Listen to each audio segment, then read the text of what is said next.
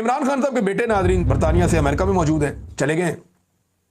Richard ग्रैनल से उन्होंने मुलाकात की है और इसके बाद उनकी जो विल्सन से मुलाकात हुई है, ब्रिट शेंडमैन से उनकी मुलाकात हुई है और दीगर पाकिस्तान तहरीक इंसाफ के जो वहाँ पे लोग हैं उनसे भी उनकी मुलाकातें शेड्यूल हैं और वो इंसानी हकूक़ के मामलात उठा रहे हैं अमेरिका में अपने वालिद को लेकर कि उनके वालिद के साथ बड़ी ज़्यादती की जा रही है पाकिस्तान में और बेगुनाह उन्हें जेलों के अंदर कैद रखा गया है इमरान खान साहब को और उनके रिश्तेदारों को।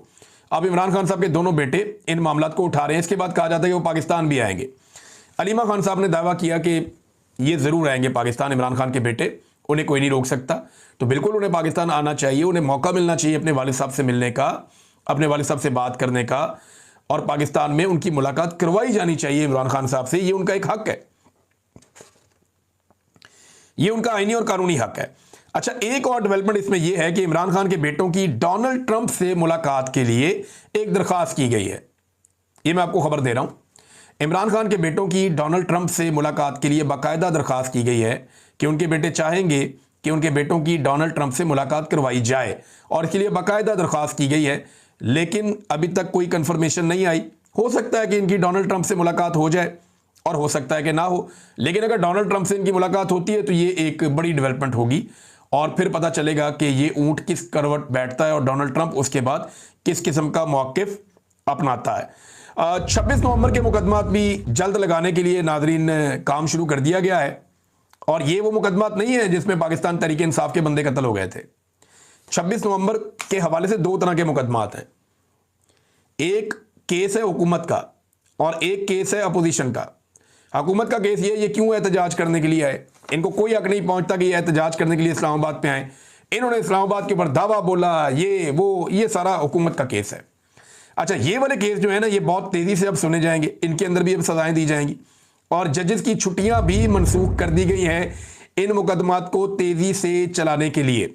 यानी अभी पाकिस्तान तहरीक इंसाफ को 9 मई के अंदर फेंटा लगा और उनके खिलाफ जो है वो मुकदमात पे फैसले सुनाए गए हैं और ऐसी सजाएं सुनाई गई हैं जिनकी कानून में कोई जस्टिफिकेशन ही नहीं है। अब 26 नवंबर के ऊपर भी उनके साथ यही किया जाएगा। हालांकि 26 नवंबर को एक तो अली अमीन गंडापुर साहब के ऊपर भी है, आरिफ अलवी साहब के ऊपर भी है, पाकिस्तान तहरीक इंसाफ के जो दीगर जो मुल्जिमान हैं उनके भी वारंट गिरफ्तारी बाकायदा जारी कर दिए गए हैं।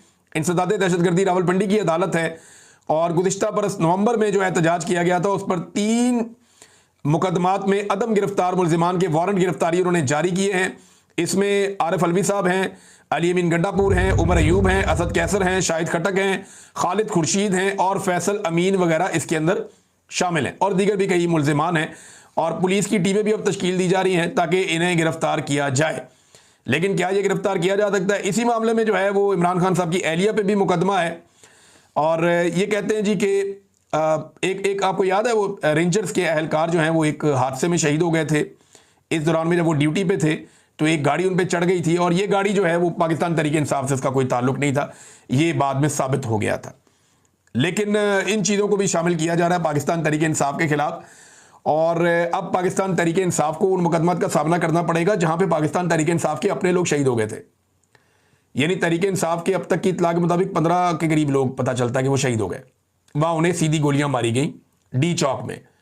एक बंदे को नमाज पढ़ रहा था, कंटेनर से धक्का देकर नीचे फेंक दिया गया रेंजर्स की जानिब से और बहुत सारे ऐसे जख्मी मौजूद हैं जिन्हें गोलियां मारी गई और वो बेचारे यहाँ से गोलियां खा के अस्पतालों में गए, कुछ वहां से गिरफ्तार हो गए, कुछ अपने गांव में पहुंच गए, अपने इलाकों में पहुंच गए। अच्छा, 35 लोगों के बारे में पाकिस्तान तहरीक इंसाफ ये क्लेम करती रही है आखिरी वक्त तक कि उनके 35 बंदे गायब हैं, ये बंदे उन्हें मिले नहीं और पाकिस्तान तहरीक इंसाफ ये कहती रही है कि इन बंदों के बारे में कुछ पता नहीं है, इनकी फैमिली हमारे पास है। इमरान खान साहब ने कहा मामला उठाओ, फिर जाओ अदालत में, खोलो इस मामले को। ना इन्होंने सीसीटीवी फुटेज के बारे में कुछ किया, ना इन्होंने डॉक्टरों से मेडिकल लीगल रिपोर्ट्स के बारे में कुछ किया, ना इन्होंने एफआईआर करने के बारे में कुछ किया। अदालत के अंदर जब ये 26 नवंबर का केस चल रहा था पाकिस्तान तहरीक इंसाफ दबाव बनाने में बुरी तरह नाकाम रही, बल्कि ऐसा लगता है कंप्रोमाइज हो गई और इन्होंने अपने कारकुनों को ऐसा लगता है खून बेच दिया। वरना इन्हें चाहिए था कि ये सारी क़यादत जाकर अदालत में खड़ी होती और जज को कहती कि ये मुकदमा दर्ज करें, हमारे बंदे यहाँ पे कत्ल हुए हैं डी चौक में, हम पुरअमन एहतजाज करने आ रहे थे, हमारे लोग निहत्ते थे, उनके ऊपर गोलियां चलाई गई हैं, गोलियां चलाने वालों के ऊपर मुकदमा दर्ज किया जाए और उन्हें गिरफ्तार किया जाए। और जिन्होंने ऑर्डर दिया, यानी उससे पहले आके अता तारड़ कहकर गया था, मोहसिन नकवी कहकर गया था, इन्होंने कहा था कि 5 मिनट लगेंगे, छट्टा चलेगा, हम गोलियां चलाएंगे, बंदे मर जाएंगे, इस किस्म की बातें ये कहते सारे भाग जाएंगे। ये सारी धमकियां इन्होंने लगाने के बाद गोलियां चलाई है ना, तो गोली चल गई और इससे पहले जो है वो बाकायदा एक, और फिर वीडियोस भी हैं जैसे गाड़ियों की तोड़ फोड़ हो रही है, जैसे वहाँ तबाही हो रही है, फिर वहाँ पे जो सीन को साफ किया गया बाद में, जैसे वहाँ से सबूत मिटाए गए हैं, खून के धब्बे मिटाए गए हैं। तो ये सारा कुछ वहाँ पे उस दिन हुआ था ना पीटीआई ने कोई सीसीटीवी फुटेज पे किया, ना कोई पर्चे पे किया, ना कोई दरखास्त दी, ना कोई अदालत गए, ना कोई काम नहीं किया इन्होंने, टके का काम नहीं किया। और छोटा मोटा वकील भेज देते हैं अदालत में। भैया आपको पूरी क़यादत को, सेनेटर्स को, एमएनएस को, एमपीएस को, वुज़रा को, वज़ीर आला को, सबको अदालत जाना चाहिए कि भाई इंसाफ दो, हमारे बंदे यहाँ पे मारे गए हैं, जो बंदे कत्ल हो गए उन्हें सरकारी खजाने में से पैसे दे दिए, बात खत्म, या उन्हें पार्टी फंड में से पैसे दे दिए, बात खत्म। ऐसे थोड़ी होता है। लोगों के साथ आपने नाइंसाफी की है, और इसी वजह से लोग ये शिकवे भी करते हैं कि गंडापुर ने चलने से पहले कहा था पहली गोली मैं खाऊंगा, और जब पहली गोली चली तो गंडापुर निकल लिया, और उसके बाद वहां लोग गोलियां खा रहे थे, लोग वहां जख्मी पड़े हुए थे, लोग अस्पतालों में जा रहे थे, लोगों को गोलियां दिन से लेकर शाम तक लगती रही, गंडापुर साहब डी चौक तक पहुंचे ही नहीं जहां पे लोगों को गोलियां मारी जा रही थी। बहरहाल ये अब मुकदमात ये वाले भी चलाए जा रहे हैं।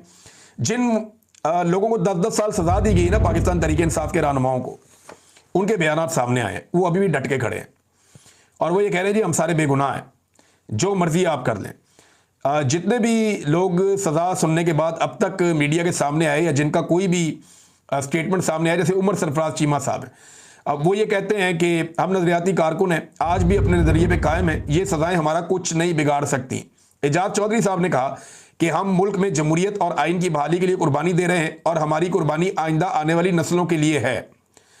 इसी तरह यास्मीन राशिद साहबा ने कहा कि मैं आज भी वहीं खड़ी हूं जहां आज से 2 साल पहले थी और अपने मकसद, नजरिए या जिद्दोजहद से पीछे नहीं हटूंगी, और जो खुद आजाद ना हो वो हमें क्या सजा देगा, ये भी बात की। मियां महमूद रशीद साहब ने भी कहा कि इमरान खान हक को सच पर खड़े हैं, हम इस लड़ाई में उनके शाना बशाना हैं, हुकूमत को होश के नाखून लेने चाहिए, इस इकदाम से नफरत मजीद बढ़ेगी। शाह महमूद कुरैशी ने कहा जनाब कि मैं बाइज्जत बरी ज़रूर हुआ हूँ, लेकिन जिन लोगों को सज़ा हुई है वो भी मेरी तरह बिल्कुल बेगुनाह हैं और मुझे बड़ी तकलीफ़ हो रही है कि उनको सज़ाएं दी गई हैं। नाज़रीन, जो हुकूमत है खैबर पख्तूनख्वा में पाकिस्तान तहरीक इंसाफ की, इस हुकूमत ने APC बुलाने का फ़ैसला किया है चंद बड़े अहम मामलात के ऊपर।